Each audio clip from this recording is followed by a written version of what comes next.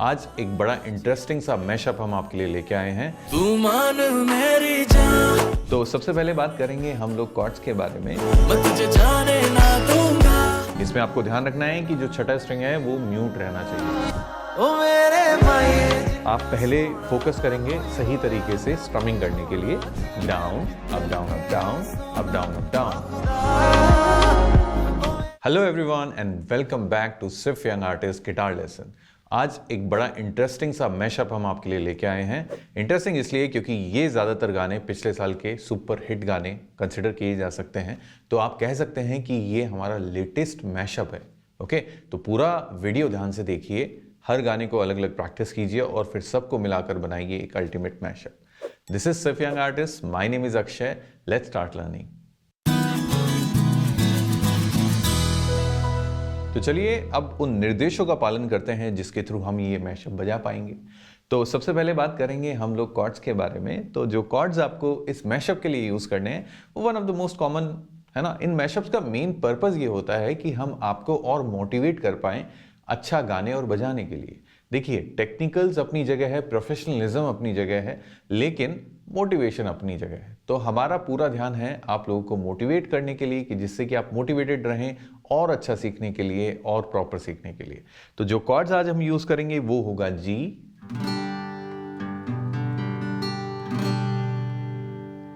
तो इस मैशअप में जो जी आप लगा रहे हैं उसमें ये रिंग फिंगर आप ऐड कर सकते हैं।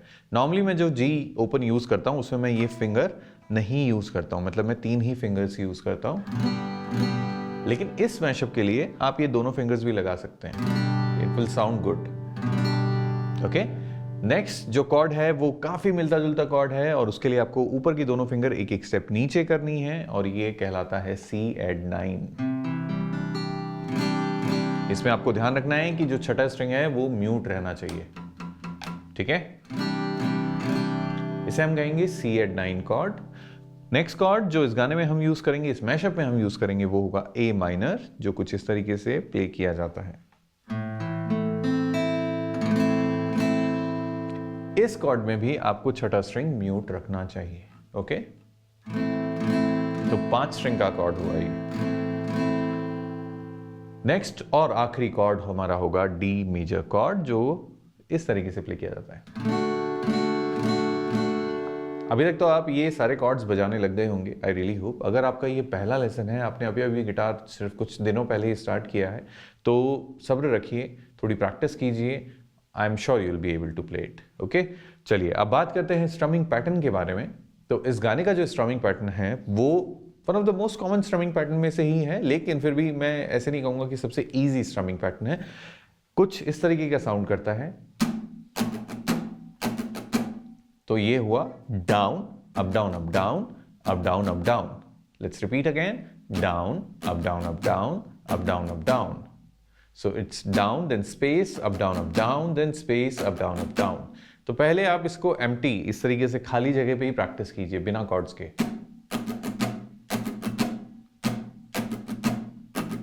इस फ्लो पे आपको ध्यान देना है।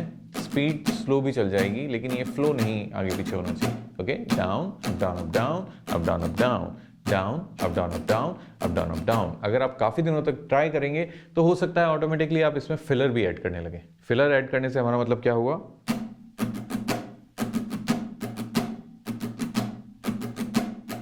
तो एक डाउन अप जो है वो as a extra filler use होता है जब दो स्ट्रमिंग के जो अलग अलग टुकड़े हैं उनको हमें जोड़ना होता है। So down up down up down up down up down down up down up down up down up down up down. But ये पूरी तरीके से देखा जाए तो ऑप्शनल है, ऐसा कोई मैंडेटरी नहीं है कि आपको फिलर लेना ही है।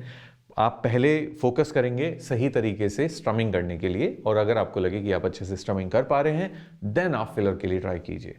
तो ये गाना ध्यान से देखिए। अब हम प्ले थ्रूज आपको अलग से भी प्रोवाइड करा रहे हैं जिसके थ्रू आप अलग से प्रैक्टिस भी कर सकते हैं। मैं अभी तो आपको बजा के दिखाई रहा हूँ, इसके अलावा भी जो प्ले अलॉन्ग वाला पार्ट है ना उससे हमें लगता है आप लोगों को काफ़ी हेल्प मिलेगी।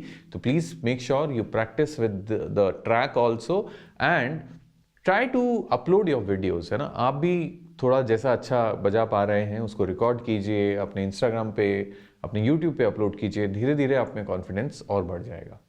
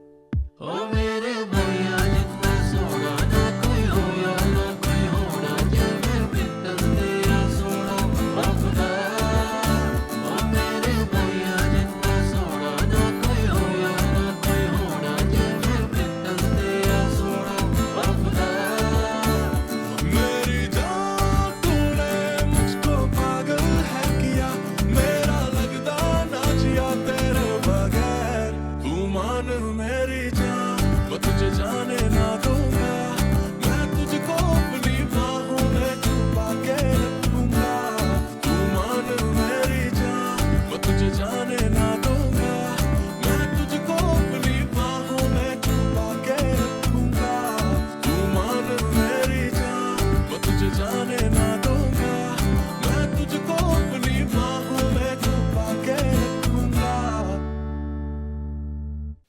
तो सदैव की भांति हम ये आशा करते हैं कि आपको ये लेसन पसंद आया होगा और आपको सीखने के लिए एक और नई चीज़, एक और मोटिवेशन मिला होगा। अगर ऐसा है तो प्लीज़ कमेंट करके हमें ज़रूर से बताइए। आपकी कोई सजेशन है तो कमेंट्स के थ्रू आप उनको जान पाएंगे, है ना। आप क्या सोच रहे हैं, आपको क्या सीखना है, उस सब की जानकारी हमें आपके कमेंट्स के थ्रू मिलती है। तो प्लीज़ कमेंट करते रहिए और don't forget to subscribe the channel, like the video and share the video. बाकी मिलते हैं नेक्स्ट लेसन तक, तब तक के लिए कीप प्रैक्टिसिंग।